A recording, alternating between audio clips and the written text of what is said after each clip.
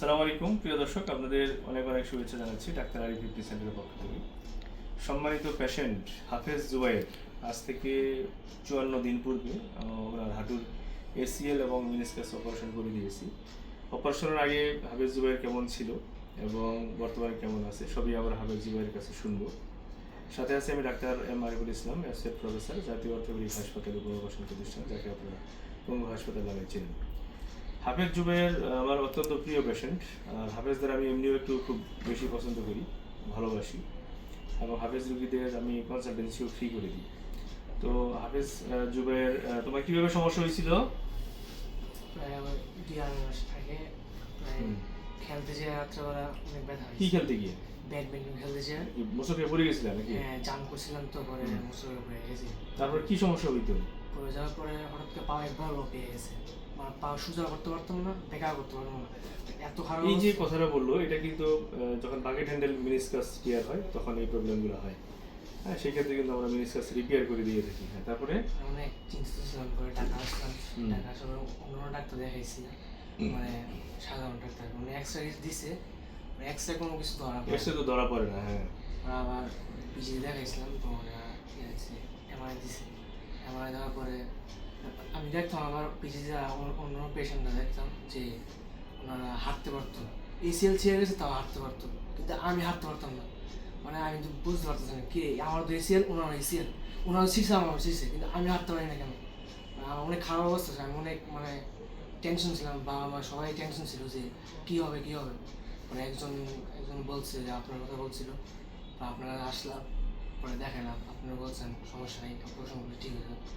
পরে এখন অপারেশন করলাম, আলহামদুলিল্লাহ আমি অনেক সুস্থ আছি, আমি পুরোপুরি হাঁটতে পারি, কোনো সমস্যা নেই। নামাজ কালাম করতে পারো? হ্যাঁ, নামাজ এখন পড়তে পারি। মাত্র 54 দিন হয়েছে। হ্যাঁ, আরও 10 দিন আগের থেকে আমি এখন নামাজ পড়তে পারো? তার মানে 40-42 দিন পরে কিন্তু নামাজ পড়তে পারো। হ্যাঁ। বসত দেখি, হাঁটু বাস নামাজে বসো দেখি, নামাজ বসো। হ্যাঁ, আপনারা খেয়াল করেন যে এই অল্প সময়ের ব্যবধানে সে কিন্তু আল্লাহর রহমতে একবারে পুরা হাঁটু ভাস করে নামাজে বসে গেছে। হাফেজ মানুষ নামাজ না পড়লে তো হবে না। আর কেমন লাগতেছে? নামাজ পড়তে পারতেছো? অনেক ভালো। ভালো দেখি, হেঁটে দেখাও তো দেখি হাঁটাটা কেমন দেখছে।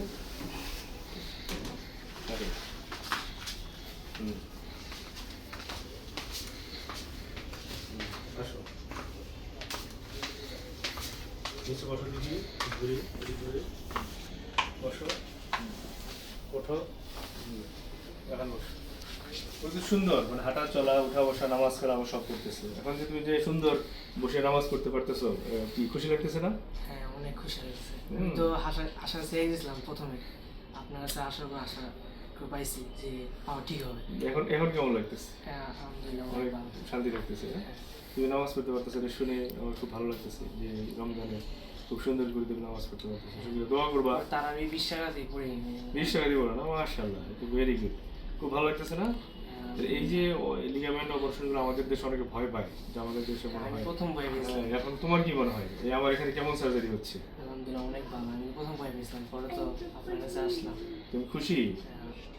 আমাদের দেশে যারা এরকম রোগী আছে তাদের সম্পর্কে কিছু বলতে চাও?